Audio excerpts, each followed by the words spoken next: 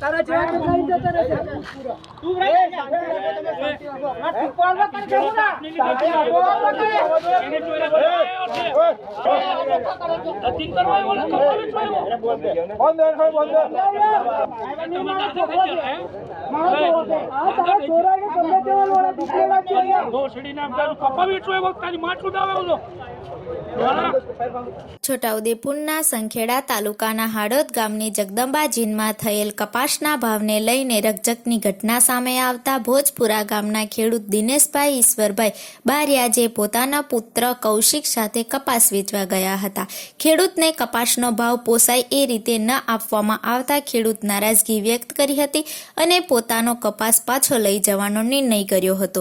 ત્યારબાદ જીન માલિક અને તેમના પુત્ર ખેડૂત સાથે કપાસના વજન દરમિયાન થયેલ રકઝકને લઈને જીન માલિક અને તેમના પુત્ર ખેડૂત દિનેશભાઈ ને લાઇટના થાંભલે બાંધીને ઢોરમાર માર્યો હતો અને સાથે મા બેન પણ ગાળો બોલી હતી. એટલું જ નહીં, જાતિ વિશે પણ બોલી ગયા હતા. તેથી ખેડૂત દિનેશભાઈ પોતાની ઇજ્જત ખાતર દવા પી લીધી હતી.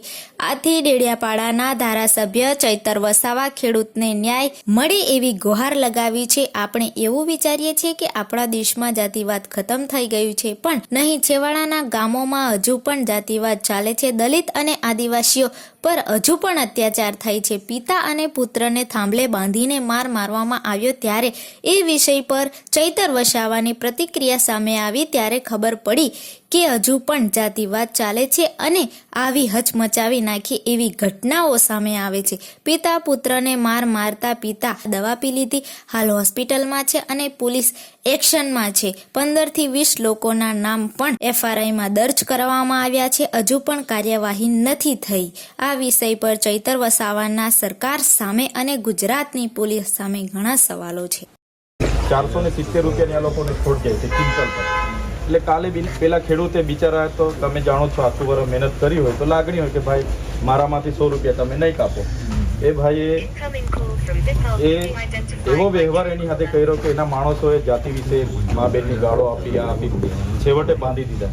એના વિડીયો તમે જો બાંધીને, એટલે આ ગુજરાતમાં અમને તો એવું લાગે છે કે કોઈ કાયદા વ્યવસ્થાની આ લોકોને ડર જ નથી. તો જ આટલી બધી હિંમત થાય ને બાંધ્યો. પેલા ભાઈએ કીધું કે 500 લોકોમાં મને માર્યા, એટલે એ ભાઈ કીધું કે મેં દવા બી પીધી છે, છતાં આ લોકોએ જરા પણ રહેમ રાખ્યા વગર મારતા રહ્યા.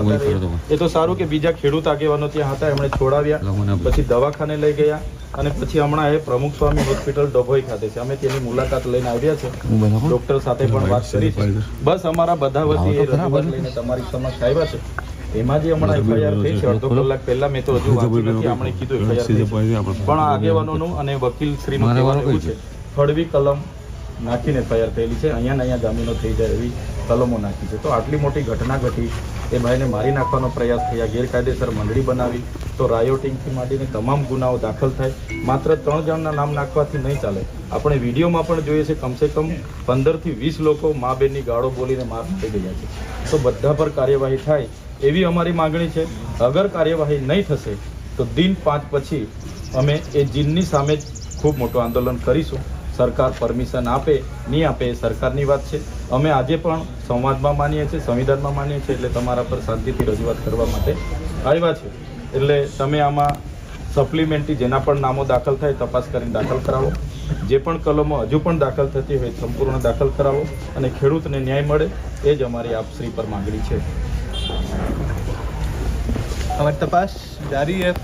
जैसे जैसे नाम खुलते हैं, जैसे जैसे हमारे सामने बनाव का किस्सा आता जाता है कि कितने लोग थे, ज़्यादा लोग होते हैं तो राइटिंग का गुनाह दर्ज करना है, तो वो भी करेंगे हम लोग. तो अभी हमारी तपास जारी है, लेकिन जब तक हमारी तपास में चीज़ें नहीं निकलती हैं, हम जो लोगों से पूछताछ है ये चलती रहेगी. जो वहाँ पे मजदूर उपस्थित थे, जो खेडूत थे, हम उन सबके निवेदन लेंगे. उसके बाद जो निकल के आता है उसके अनुसार हम जो तपास करनी है वो करेंगे और कड़ी कार्यवाही करेंगे. જી ધન્યવાદ.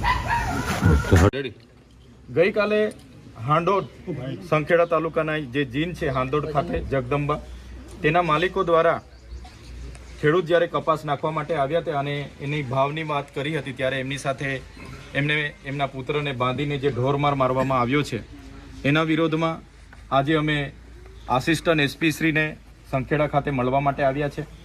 ત્યારે અમારી માંગણી છે, સરકારે સીસીઆઈ સેન્ટર અહીંયા ઊભા કર્યા છે, અને સીસીઆઈ થી ખરીદી નથી કરતા અને આ લોકો વેપારી ભાવ પ્રમાણે ખરીદી કરે છે.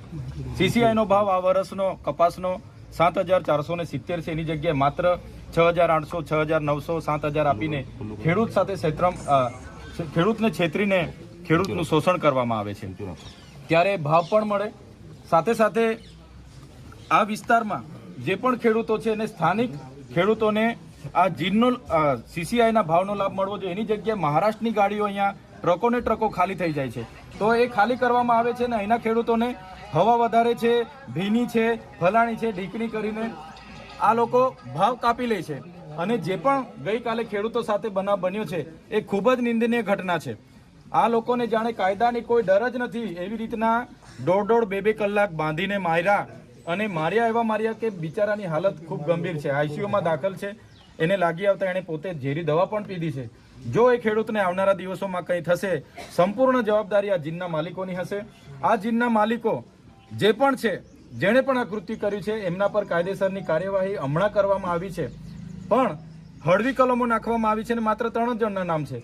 તો વિડીયોમાં સ્પષ્ટ દેખાય છે 15 થી 20 લોકો એને મા બેનની ગાળો બોલે છે, જાતિ વિશે ગાળો બોલે છે અને ઢોરમાર મારે છે. તો બધાના નામો દાખલ કરવામાં આવે, રાયોટિંગ દાખલ કરવામાં આવે, અને આ લોકો પર જો એટ્રોસિટી એક્ટ અંતર્ગત પણ કાર્યવાહી કરવાની થાય તો કરવામાં આવે એવી અમારી માંગણી છે. જો દિન 5માં આ લોકોને યોગ્ય ન્યાય નહીં મળશે તો અમે હજારોની સંખ્યામાં સંખેડા ખાતે ફરી ઉપસ્થિત થઈશું અને અમે ન્યાયની માંગ કરીશું. આજે અમે ખેડૂત આગેવાનો બધા છે, પણ આવનારા દિવસોમાં એનાથી પણ મોટી સંખ્યામાં અહીંયા અમે હાજર થઈશું. જો પોલીસ સંતોષકારક કાર્યવાહી નહીં કરશે તો આવનારા દિવસોમાં એ જીનનું લાયસન્સ રદ કરાવવા માટે અને જીન બંધ કરાવવા માટે પણ અમે આગળ આવીશું.